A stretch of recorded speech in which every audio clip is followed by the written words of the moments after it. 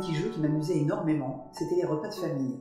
Les repas de famille, tout le monde parlait, ça s'animait autour de la table, et en fait, petite fille, je m'amusais à deviner ce que les personnes allaient dire avant qu'ils ne le disent.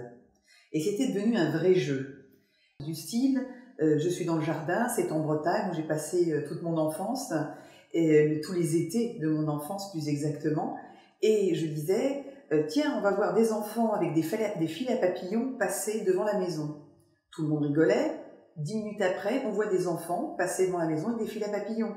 Et puis, voilà, ce genre de petites choses, comme ça, de petits détails, se répètent au fur et à mesure. J'en n'en parle pas, je garde un petit peu ça pour moi. Et puis, vers l'âge de 18-19 ans, je commence à m'intéresser à certains ouvrages.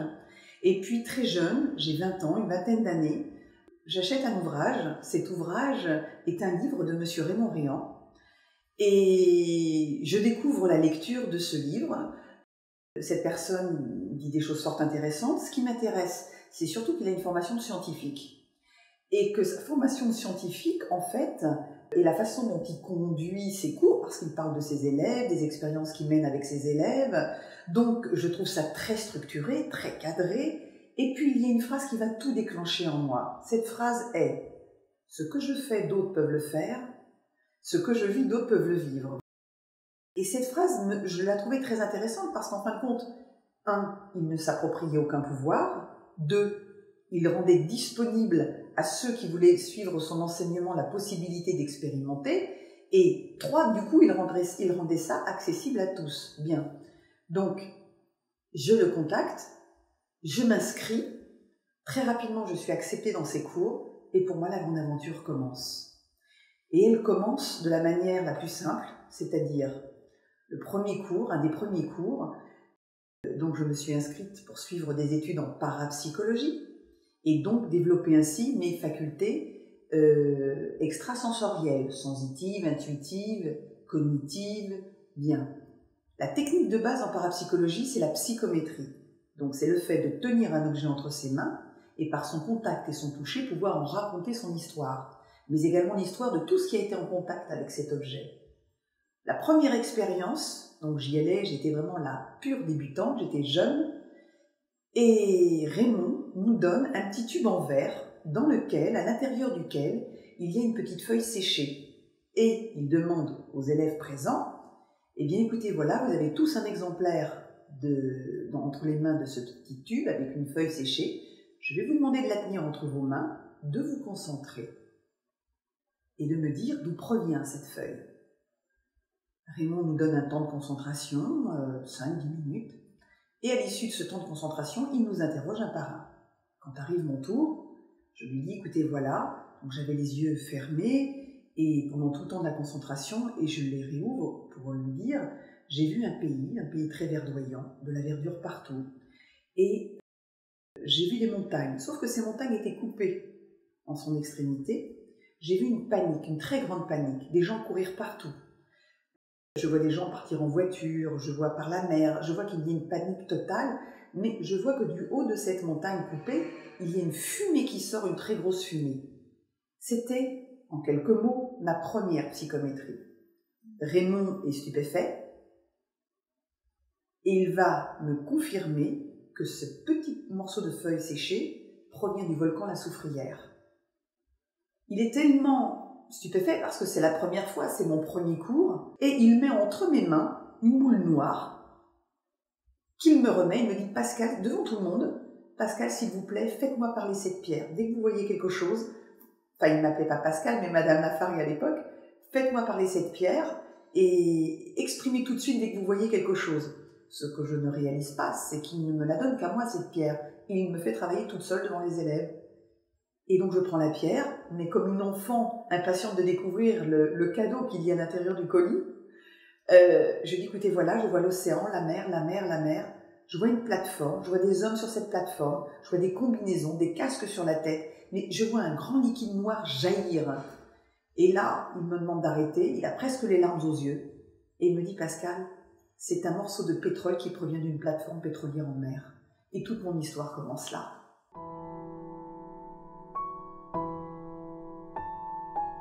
Pour ce qui concerne mes expérimentations maintenant, puisque cela fait 30 ans, que j'étudie et je mène des recherches dans le domaine de la parapsychologie. Alors c'est vrai que j'emploie ces mots-là, mais c'est volontaire de ma part, parce qu'en fait, on n'a jamais fini d'en découvrir et d'apprendre cette très belle discipline qu'est la parapsychologie. Quand j'ai commencé mes cours, à l'époque, chez Raymond Réan, j'ai étudié pendant 5 ans avec Raymond. C'est-à-dire que tous les 15 jours, j'allais au cours et donc j'expérimentais sur tous les supports que nous proposait Raymond lors des cours. Et très rapidement, j'ai découvert que je pouvais lire à travers des objets, mais très honnêtement, pour moi, c'était le fruit du hasard dans un premier temps. Je me disais simplement que j'avais eu un grand coup de chance. Et puis, d'exercice en exercice, je me rendais compte, Raymond, je faisais le bonheur de Raymond parce qu'à chaque fois qu'il devait m'interroger, il avait le sourire jusqu'aux oreilles. Tout ça, pour moi, c'était très porteur et très encourageant. Alors évidemment, les 5 années de cours avec Raymond, 4 années ensuite où j'ai expérimenté sur des dossiers qu'on nous soumettait, tout ça bénévolement, où j'ai travaillé pendant 4 ans, j'ai même mené des expériences avec Raymond, où je suis allée avec lui sur le terrain, sur certaines enquêtes, mais tout en continuant à beaucoup travailler énormément. Vous savez, je compare la parapsychologie à un sport de haut niveau. Plus on s'entraîne, plus on devient performant. Alors évidemment, il y a l'aptitude physique, il y a le potentiel qui est là et qui fait qu'il va y avoir des individus, des personnes plus douées que d'autres. C'est ainsi, c'est comme ça. Mais effectivement, l'entraînement soutenu, en tout cas cette volonté de m'entraîner régulièrement, m'a permis de prendre conscience déjà de qui j'étais, de ce que je pouvais réaliser, du potentiel qui était en moi. Alors effectivement, toutes ces années s'étant écoulées, eh bien, au fur et à mesure des années, j'ai aussi réalisé, c'est très important de le dire, dans le cadre de ma carrière professionnelle dans ce domaine de la parapsychologie, c'est qu'on m'a permis d'accéder au fur et à mesure à des expériences que je n'aurais jamais imaginées. Et je sens qu'au fur et à mesure du temps, je gravis au fur et à mesure des échelons où j'accède à des choses de plus en plus importantes. Et ça, bien sûr, c'est un constat au bout de 30 ans.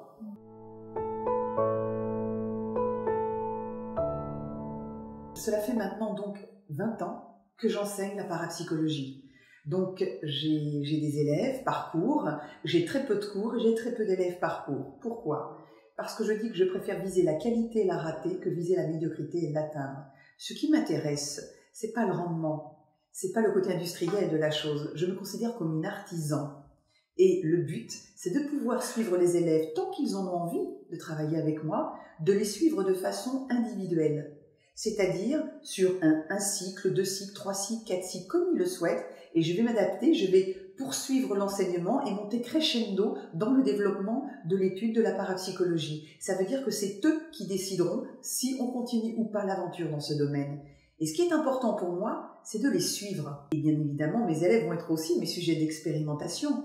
Ils m'ont permis d'apprendre beaucoup sur moi-même, beaucoup sur cette discipline, puisqu'à force d'expérimenter, et je n'expérimente bien entendu qu'avec leur accord. Ça, c'est très important de le dire. Jamais un élève n'est contraint à expérimenter s'il ne le souhaite pas, être l'objet d'une expérimentation s'il ne le souhaite pas. Ça, c'est important de le dire. Voilà. Donc, ça fait maintenant effectivement 20 ans que j'enseigne, et j'avoue que de ces 20 ans d'enseignement, j'en ai tiré une telle richesse, et grâce à eux, toutes les découvertes que j'ai faites, tout ce que j'ai pu révéler, leur donner en révélation, et d'un point de vue personnel, mais d'un point de vue aussi beaucoup plus global, à travers certains supports utilisés à travers la parapsychologie.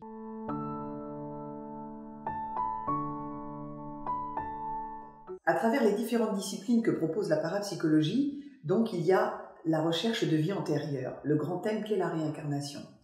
Alors, la réincarnation, les vies antérieures, au début, quand je remets dans le contexte d'étudiante, quand je suivais les cours chez Raymond Réan, j'avoue que j'étais quelqu'un qui était toujours un petit peu un côté Saint Thomas. Je crois ce que je vois. Et dans le cadre des cours, une expérience avait été conduite, une élève s'était proposée pour que nous puissions remonter dans une de ces vies antérieures. En parapsychologie, je vous ai dit que la technique de base est la psychométrie. Donc, la façon par laquelle nous allons travailler, ça va être le contact de la main.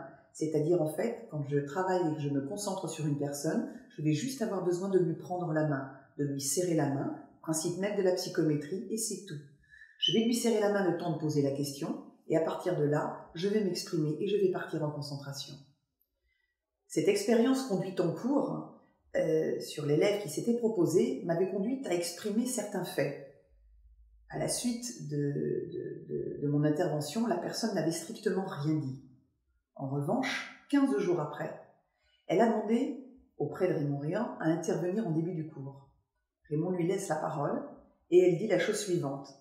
Je ne pouvais pas répondre il y a 15 jours, j'étais tellement stupéfaite par les propos de Pascal que j'avais besoin de rassembler mes idées et surtout d'apporter des preuves et des documents par rapport à certaines choses. C'est ce qu'elle a fait. J'ai moi-même été extrêmement surprise et donc j'ai décidé d'expérimenter en dehors des cours, ce que je n'avais jamais fait à ce moment-là avant, pour une simple et bonne raison. Est-ce que le miracle, parce que pour moi il s'agit d'un miracle, se produit de la même manière qu'il se produit en cours, est-ce qu'il se produit à l'extérieur, c'est-à-dire chez moi?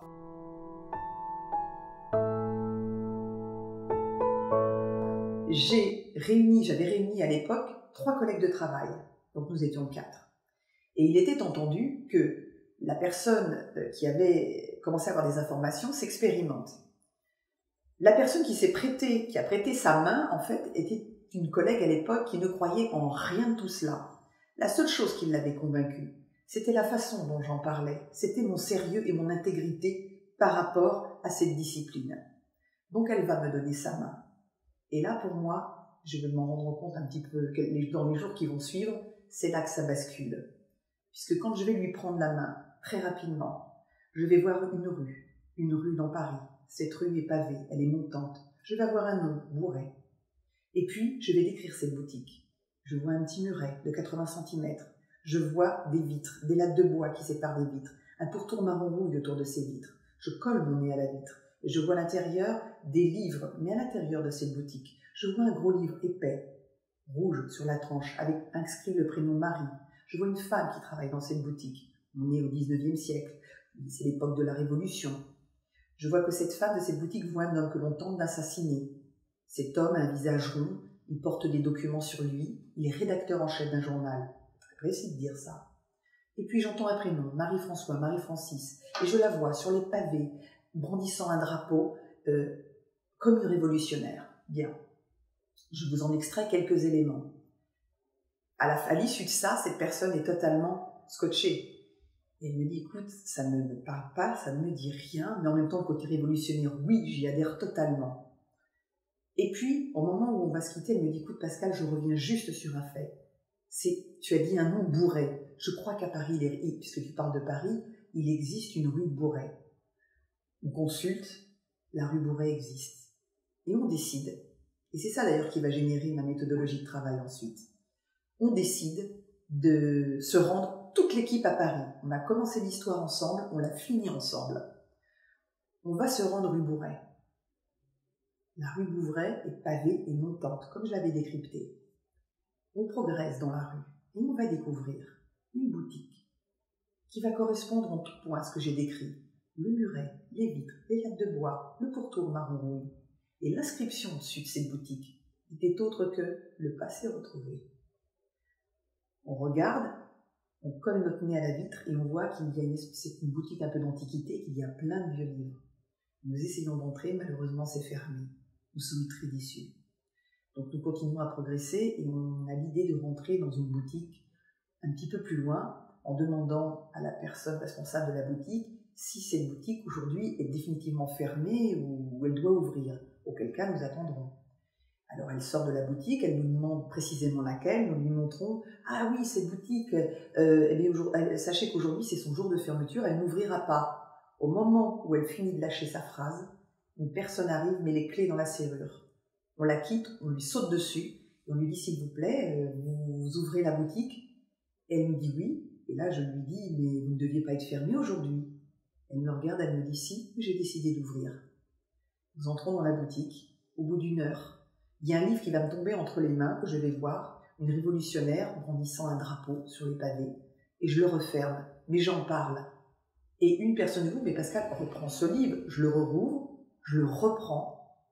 Il était épais, il était rouge sur la tranche et il y avait le prénom Marie. Je ne vais même pas hésiter une seule seconde, je l'achète.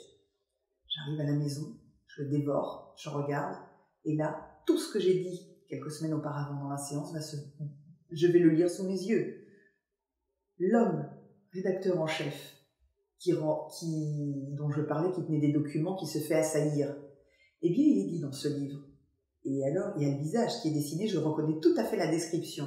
Cet homme n'était autre que Louis Blanc, qui un soir, en rentrant de son bureau de rédaction, s'est fait attaquer. Et des gens, c'est écrit noir sur blanc, des passants, des gens qui étaient là, sont venus l'aider, lui porter secours. Le Marie-François dont je parlais, c'était Marie-François Sadi-Carnot. Et tout au fur et à mesure de l'histoire, tout va se trouver confirmé. Alors effectivement, c'était ma première vraie enquête, sauf qu'à cette époque-là, je n'étais pas encore vraiment rodée. Je dirais, c'était tout nouveau pour moi, je découvrais. Et environ 1 an et demi après, mon seul regret, puisque d'autres expériences se sont enchaînées, c'est de me dire, mais je n'ai aucune preuve de ce que je dis. Je n'ai pas la photo du passé retrouvé, je n'ai, à part le livre que j'ai acheté et les personnes présentes avec moi ce jour-là, mais je n'ai rien. Et donc je décide 1 an et demi après de retourner sur les traces de la rue Bourret, de ce fameux passé retrouvé, pour me dire tout simplement, je vais prendre une photo. J'arrive devant la boutique, il n'y a plus le passé retrouvé, c'est fini, il n'y a plus de livres, il n'y a plus rien.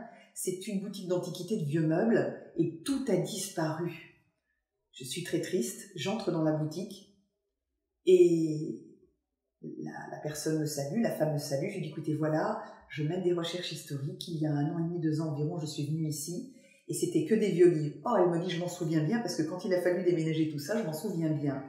Et je lui dis vous voyez, je suis revenue exprès pour photographier le devant de la boutique et malheureusement, eh bien comme ça a disparu, je n'ai plus aucune trace de ce que j'avance. Et là, à ce moment-là, elle me regarde et elle me dit venez avec moi. Elle va derrière son comptoir, un vieux comptoir en bois.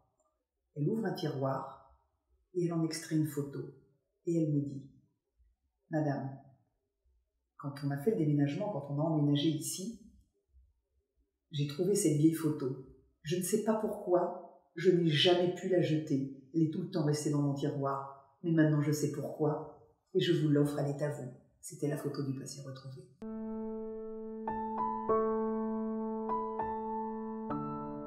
Je vais travailler en 5 étapes. La première étape va être celle où, avec mon élève, mais pour le coup, là, en dehors du cours, je prends l'élève à part du cours, puisque là, j'ai besoin vraiment d'être au calme et d'être dans un cadre extérieur à l'enseignement. Donc, la première étape va être celle où je vais travailler, m'expérimenter, me concentrer avec l'élève. Donc, lorsque je me concentre, mes séances sont très très longues. C'est-à-dire que j'ai une capacité de concentration de 3 heures environ. Il m'est arrivé la plus grande, les records de concentration que j'ai fait sont de 7 heures. 7 heures non-stop, je vous mets au défi. Là, il faut être jeune, en pleine forme et aimer passionnément ce qu'on fait. Ça, c'était dans le cadre des cours, où mes cours commençaient à 14 heures et ils finissaient à pas d'heure parce qu'on était pris dans l'énergie et plus personne partait. Donc ça, par contre, j'ai arrêté de le faire parce que j'en suis restée très épuisée. Pendant cette première étape, donc, où je vais d'abord me concentrer pendant au moins 5 bonnes minutes, où j'ai besoin de prier, où j'ai besoin de me recentrer avec moi-même, même s'il y a une petite préparation avant que l'élève n'arrive. Et pendant cet instant-là, je vais prendre ensuite, après ma prière, je vais prendre la main de la personne, le temps de formuler la question, je veux remonter dans une de ses vies antérieures, je lâcherai la main, et à partir de là, je prends un foulard que je colle sur mes yeux, et pendant 3 heures, je suis dans l'obscurité totale, et j'ai besoin de m'extraire de tout ce qui peut être dans mon bureau à ce moment-là. Donc je vais être dans l'obscurité totale, et j'aurai les yeux fermés. Donc c'est la première étape, et pendant cette étape, je vais demander à l'élève qui est en face de moi, donc il n'interviendra jamais, mais par contre, je vais lui demander d'avoir une part active, c'est-à-dire de prendre du papier et du crayon, maintenant les élèves le savent, et de noter le plus possible ce que je vais dire. Mais surtout, comme j'ai un débit très rapide en concentration, il est impossible de tout consigner. Donc, ce qui va être très important, c'est que nous allons enregistrer la séance. Pourquoi ? Parce qu'un mot, une phrase qui n'a pas été retenue peut tout changer et être important pour la suite des choses. Et je demande à l'élève, soyez attentif. Tout ce qui va vous émouvoir, vous interpeller, vous interroger, de ne pas savoir ce que c'est, mais ça vous interpelle. Vous consignez tout ça. Et surtout, s'il y a des questions, des choses que vous auriez aimé que je développe, vous me le consignez. puisque dans ma concentration, à un moment donné, je vais m'arrêter et je vais faire intervenir la personne, mais ça arrive presque à la fin où je vais lui dire maintenant, posez-moi des questions, allez-y, pendant que je suis concentrée. Donc, une question à la fois sur quelque chose que vous voulez que je développe. Et elle me dit, Pascal, vous avez parlé de ça, est-ce que vous pouvez m'en dire plus? Et donc, je peux continuer à ce moment-là. Parce que vous comprenez bien que parler d'une vie qui aurait vécu 60, 70 ans, 80 ans, le faire en 3 heures, c'est pas possible. Je suis obligée de faire l'impasse, c'est évident. Donc, forcément, il y a des choses qui se mettent en place, mais je vais extraire pas mal d'informations, c'est certain. Mais ça ne durera que 3 heures. Donc ça va être la première étape. Et puis c'est très important aussi que la personne, même si elle ne s'exprime pas, mais qu'elle soit vraiment avec moi et qu'on soit en communion toutes les deux. Ça pour moi c'est très important, parce que je le ressens.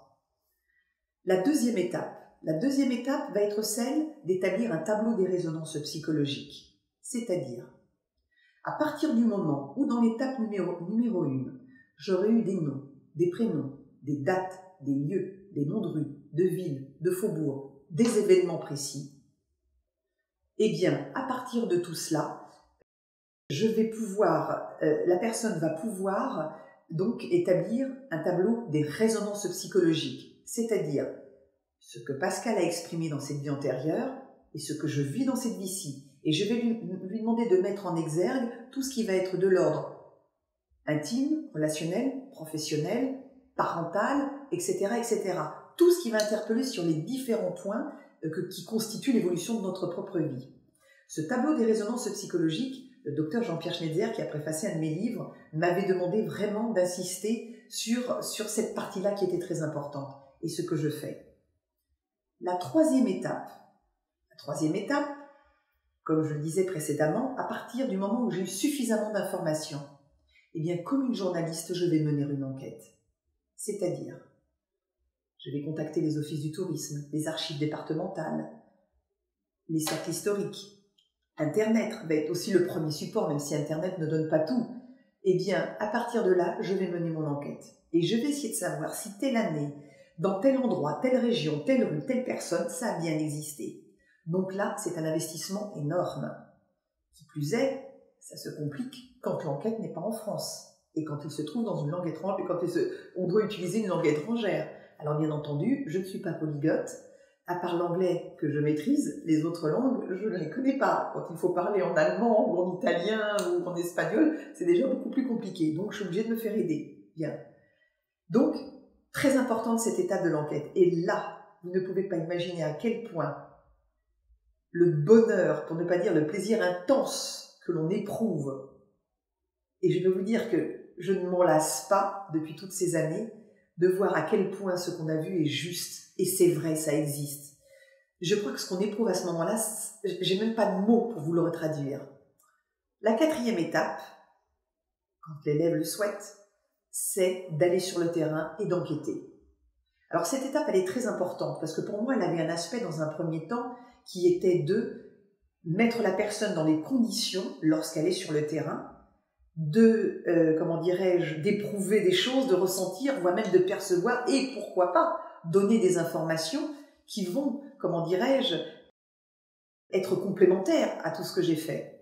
Et puis parallèlement pour moi, me remettre dans les conditions de ma lecture médiumnique, quelques mois auparavant, voire même plus d'1 an auparavant, et en me retrouvant sur les lieux, de retrouver la trace qui m'est arrivée des tas de fois. Donc c'est très intéressant. Mais j'ai découvert qu'il y avait, au fur et à mesure de mes enquêtes, peu importe les pays où je vais, qu'il y avait quelque chose que je n'avais pas du tout soupçonné, mais que j'ai découvert en allant sur le terrain.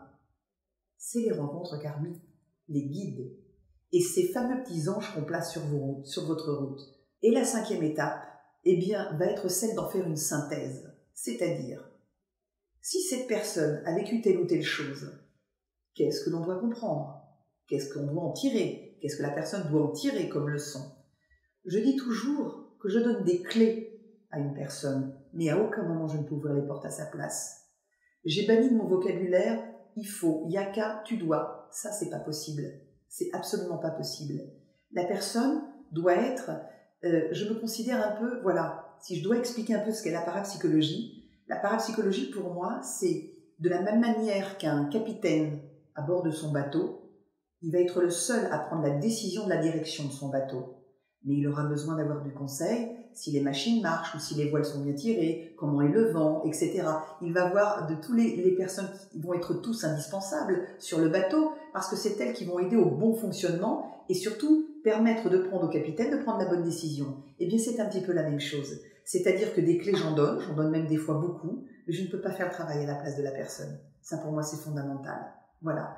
Donc, en fait, ces 5 étapes, de façon structurée, m'ont permis effectivement de mettre en avant, mais surtout d'apporter une théorie tangible sur la réincarnation. Puisque quand on voit que les événements se répètent sur plein de plans, et ce, de façon des fois très récurrente, eh bien effectivement, ça laisse plus trop la place à la controverse. Alors, effectivement, j'ai pas l'audace de dire « j'y crois, c'est comme ça, c'est sûr, croyez-moi, etc. » Non, je dis que mon travail et ma démarche n'est pas de convaincre, elle est celle de témoigner.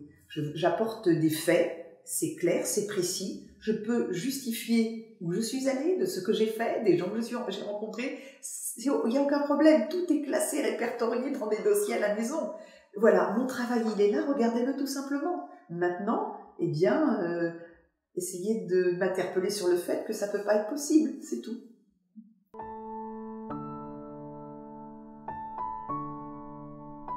Bien souvent, j'entends dire que la vie est toute tracée et qu'on ne peut surseoir finalement à ce qui est décidé. Alors, j'ai un peu une autre idée sur le sujet, même une autre idée complètement.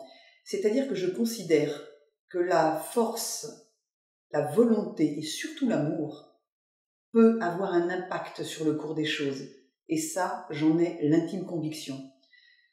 Pour une simple et bonne raison, c'est que il m'est arrivé, après le décès de ma mère, il y a quelques années, d'obtenir plusieurs messages et d'avoir des messages qui ont commencé à se construire au fur et à mesure. D'ailleurs, dans le livre Chemin d'éternité, le dernier livre que j'ai écrit, il est beaucoup question des messages de ma mère, Mamina. Et son décès nous a tous, bien évidemment, bouleversés. Et j'ai commencé à m'habituer à ce qu'elle me parle d'une autre façon, autrement, à communiquer avec elle d'une autre façon. Ça a été long, lent, mais ça commençait à devenir ensuite de plus en plus intéressant et de plus en plus fort. Et plus que des messages, c'est un enseignement entier qu'elle m'a transmis. Et notamment le premier message qu'elle va me donner qui va concerner mon papa, c'était il y a à peu près 9 ans. Je revois la scène, c'était chez moi, on discutait à la maison. Et d'un seul coup, maman apparaît et me dit « Ma chérie, achète un chien, offre pour Noël un chien à ton père. » Et je suis très surprise de ça et je dis à papa, j'écoute, maman est là à côté de moi et elle me dit qu'il faut à tout prix que je t'offre un chien pour Noël. Alors j'ai dit oui, je vais t'en offrir un et il était convenu que je lui offre un Yorkshire. Donc papa aura son chien à Noël et quelques mois plus tard, en sortant son chien un matin, il fait un malaise, il tombe au sol. Il va être, comment dirais-je, ramassé par la gardienne de la résidence, qui va appeler tout de suite les pompiers, et il va être hospitalisé en urgence. Il était en train de faire une embolie pulmonaire. Donc, qu'est-ce que j'en ai conclu? Si ma mère ne s'était pas manifestée, et si elle ne m'avait pas dit d'acheter un chien, mon père aurait fait cette embolie chez lui, et il en serait mort. Et puis, il y a eu une deuxième fois où je n'arrivais pas à joindre mon père par téléphone, et quelque chose me dit qu'il fallait que j'y aille. Et j'y vais avec ma fille. Et je vais le retrouver chez lui, il a fait un autre malaise, c'est environ 1 mois et demi plus tard. Ma petite voix m'a guidée qu'il fallait que j'y aille, sans téléphoner, sans rien. Le médecin va venir, il va être sauvé. Et la troisième fois, je m'endors le soir et j'entends qu'on me parle.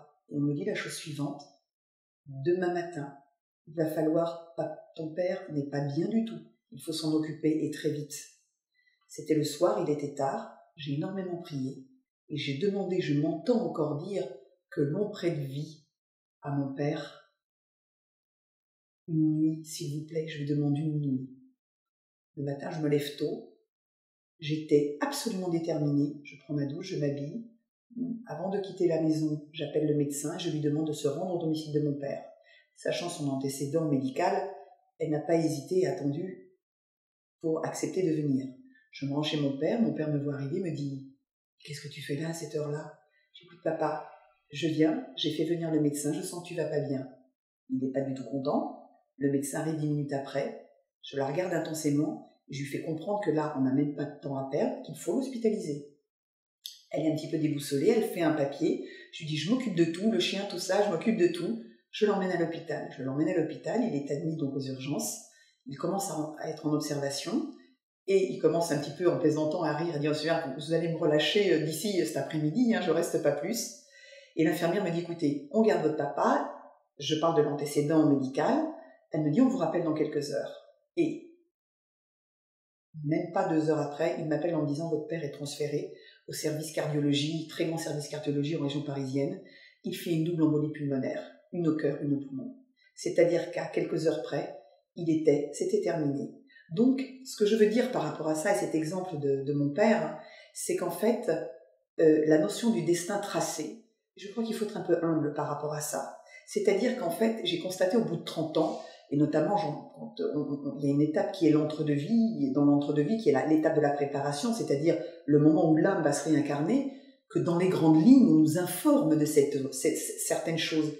Mais ne sous-estimons pas le fait que nous détenons en nous la capacité de pouvoir aussi changer le cours des choses. Et c'est ça qui fait surtout partie du chemin. C'est d'avoir cette capacité à se dire « ça, je n'en veux pas et je ferai tout pour que ça n'arrive pas ». C'est-à-dire, je vais avoir l'énergie de le faire ou je vais m'y opposer ou des personnes extérieures vont intervenir parce que ça fait partie aussi de l'itinéraire, parce que ça n'est pas le moment et qu'il y a des choses derrière qui doivent aussi arriver. Donc en fait, la notion d'itinéraire, si on y englobe cette information-là, je dis oui. Mais si on balance l'information de façon lapidaire, c'est-à-dire en acceptant quelque part quelque chose d'évident, sans s'offusquer, sans rébellion, sans force, sans amour, pour moi ça n'a pas de sens.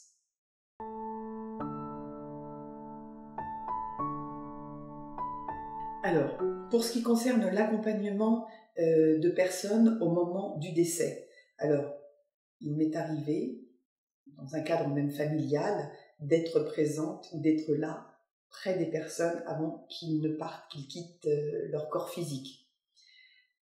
Il y a plusieurs cas de figure que j'ai pu constater auprès de membres de la famille ou d'amis. La révolte, la personne, c'est-à-dire qui est malade et qui n'accepte pas du tout ce départ, qui est complètement légitime et qui est bloquée dans le fait de dire, et de façon très violente, « mais Dieu m'a abandonné ». C'est très douloureux d'entendre ça. Que dire et que répondre? Donc, le but, c'est de surtout pas lui dire « mais non, il t'a pas abandonné », puisque là, ça veut dire qu'on n'écoute pas et qu'on n'entend pas ce que la personne dit, et surtout qu'elle est dans une grande souffrance. Donc je pense qu'il faut avoir une propension à ce moment-là d'amour assez grand pour accepter ce qui est dit et l'exprimer d'une autre façon. Et puis il y a les personnes qui vont vous dire, comment c'est de l'autre côté, Pascal, est-ce que tu peux m'expliquer? Donc on sent qu'il y a des différences d'acceptation, de maturité et d'évolution à ce moment précis. Et puis, il y a l'expérience que je vais vivre, qui va être absolument incroyable et extraordinaire. C'est le mari d'une amie à l'époque, qui est en phase finale de maladie. Et je discute donc avec cette amie, et je ressens fortement la présence de son mari, mais qui est là, qui est très subtil, et je sens un départ proche.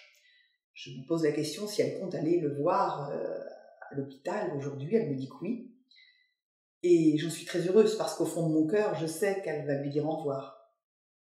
Par contre, le soir, à la maison, après toutes les occupations faites, je décide de m'allonger sur mon lit, de sortir de mon corps, de me dédoubler pour aller rejoindre cette personne. Je vais donc me retrouver à côté de son lit, sur son lit d'hôpital. Là, je vais le regarder, je vais lui parler et je vais poser ma main sur sa main. Il va me transmettre des messages sur lui, son état, sa femme, ses enfants. Il va me parler. Mais ce que je ne contrôle pas, n'y réalise pas, c'est qu'à un moment donné, en lui tenant la main, je sens que mon corps physique à moi, mon rythme cardiaque est en train de se ralentir. Il est en train de se ralentir et je sens que la respiration est un petit peu saccadée.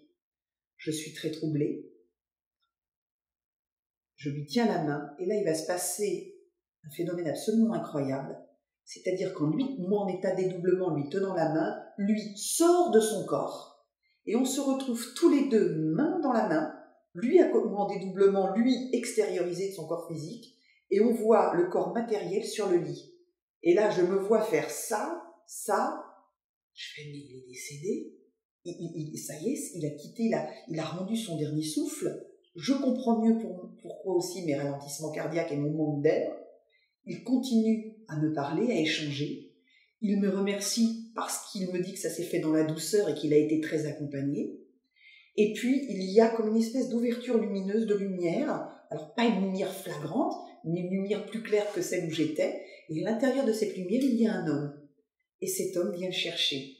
Et là, à ce moment-là, je le regarde et je lui dis, là, je vais être obligée de vous laisser parce que là où vous allez, je ne peux pas vous suivre. Je vais lui lâcher la main, il va se diriger vers cet homme, dans cette espèce d'ouverture, en fait, dans cet endroit sombre. Je m'endors là-dessus, mais à aucun moment, ce qui m'a étonnée, je n'ai eu peur, je n'ai paniqué, j'ai juste constaté qu'il se passait quelque chose de physique en moi. Et je m'endors là-dessus, je suis épuisée. Par contre, le matin, au réveil, j'ai complètement la lucidité, le souvenir intégral de ce que j'ai vécu. Et là, je me dis, waouh, mais ça aurait pu être très dangereux. Heureusement que je suis en bonne santé, que je maîtrise ce que je fais, et que voilà, je suis en même temps, comment dirais-je, consciente et que j'ai cette maîtrise-là. Et en même temps, qu'est-ce qui s'est passé? Eh bien, j'aurai la réponse dans la matinée, sur mon répondeur téléphonique, et ce message sera le suivant. Pascal, je sais que tu sais, Philippe est décédé cette nuit, il a été déclaré mort clinique à 2h du matin. Merci, merci, merci. Je savais que l'expérience que j'avais vécue était bien réelle. Déclaré mort clinique, parce que c'est le moment où les infirmiers sont entrés dans la chambre et ont constaté sa mort. Mais l'expérience, pour ce qui me concerne, avait été entre 22h30 et minuit. Donc, voilà. Donc, effectivement, si j'ai pu accompagner ou être proche de certaines personnes de façon consciente de leur part avant leur mort et de leur parler ou de les aider, là, j'ai vécu une expérience en direct. Et c'était très enrichissant pour moi, mais surtout pour la personne qui décédait, ça s'est fait grâce à ça, très en douceur. Donc, c'est très émouvant et on n'oublie pas ce genre de choses.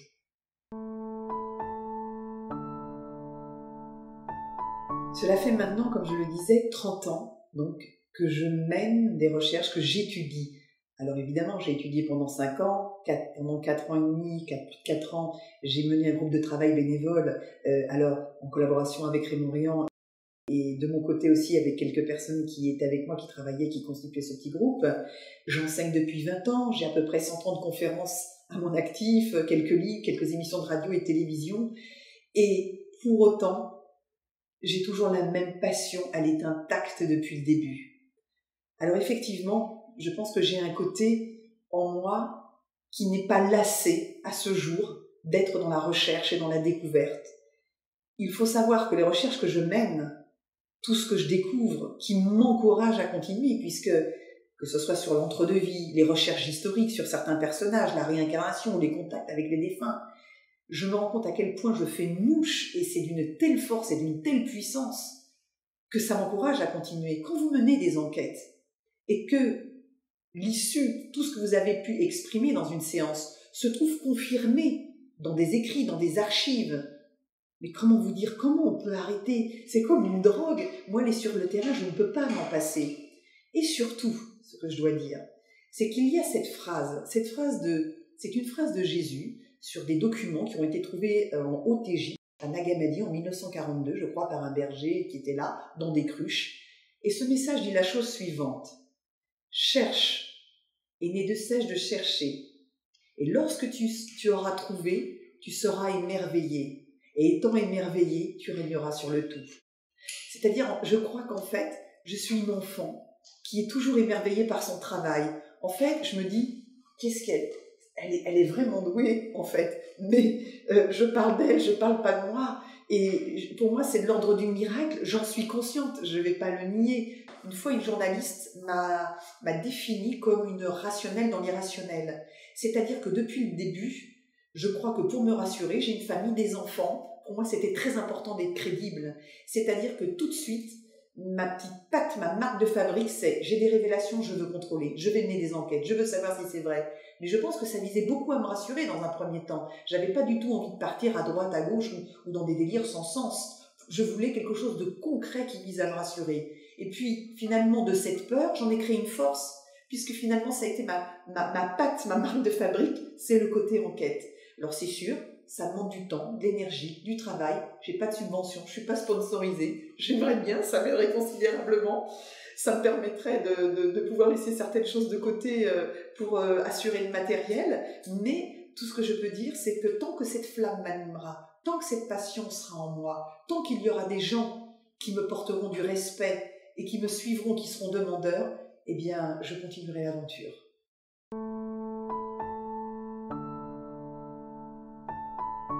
Actuellement, j'ai 4 projets de livres. Alors, il y en a un que je vais commencer à écrire. Alors, mon premier projet de livre va être sur l'entre-deux-vie, puisque je fais des conférences sur le sujet, mais on me demande à chaque fois est-ce que vous avez un livre qui parle de ça. Alors effectivement, j'ai beaucoup de choses à dire, donc ce livre est en préparation. Il va y avoir un deuxième livre qui va être sur la réincarnation. Et dans ce livre, je vais mettre en avant, sur une même personne, plusieurs incarnations. Et là, je vais rentrer dans une théorie qui va commencer à devenir intéressante, puisque je vais mettre en exergue les répétitions du cheminement de l'âme sur des points très précis.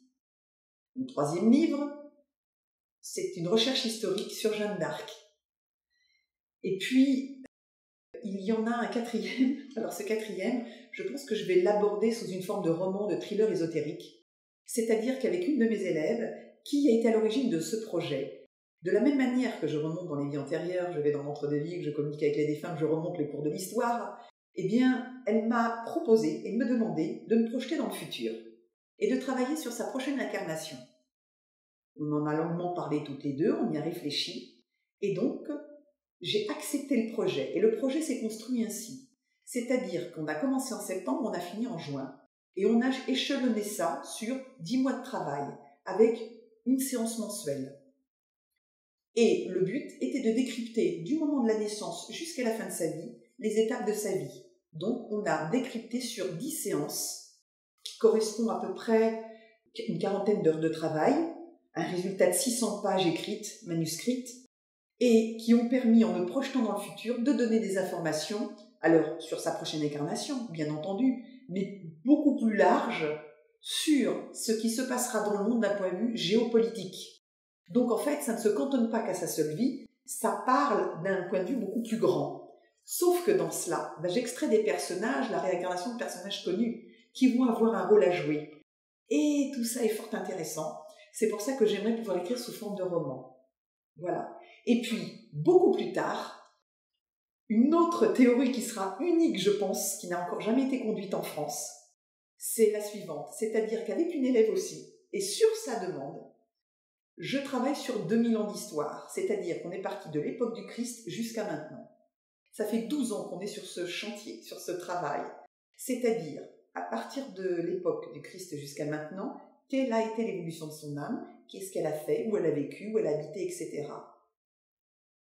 On en est actuellement à 28 incarnations, avec étape numéro 1, révélation, étape numéro 2, résonance psychologique, étape numéro 3, enquête historique. L'étape numéro 4, nous n'avons pas été partout, faute de temps, de moyens, d'argent, mais nous avons été sur certains lieux. Et la synthèse, par contre, celle-là, elle sera faite. Ça va rester un document tout à fait, enfin une œuvre, parce que là, on ne parle même plus de travail, on parle d'œuvre.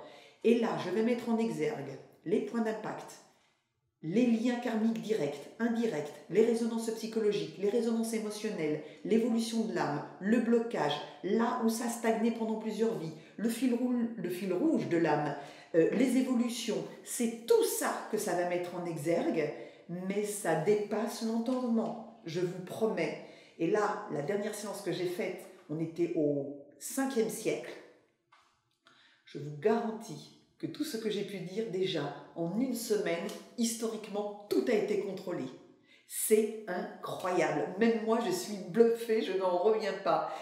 Et c'est pour ça aussi, vous me posiez la question de l'émerveillement. Comment voulez-vous ne pas être émerveillé? C'est juste pas possible. Ça dépasse tellement l'entendement. Voilà. Donc effectivement, j'ai du pain sur la planche, beaucoup de travail dans les mois et les années à venir.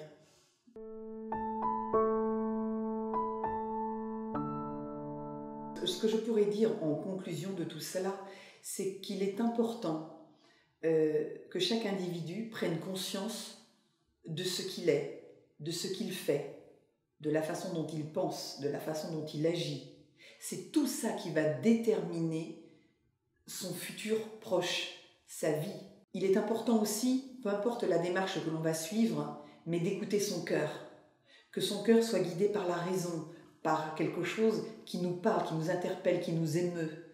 Il est important aussi de garder son libre arbitre.